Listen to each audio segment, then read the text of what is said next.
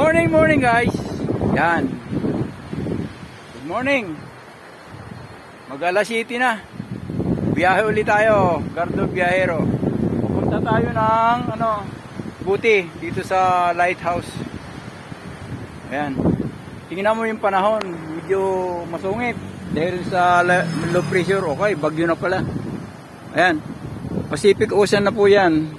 Yan, kaya tinamay alam. Lalaki oh. Namumuti. Ayun yung Birak. Yung dulo na yun doon. Narating na natin yung hapon. San Andres. Doon pa. Malayo pa. Namuntahan na natin yan. San Andres. Yan.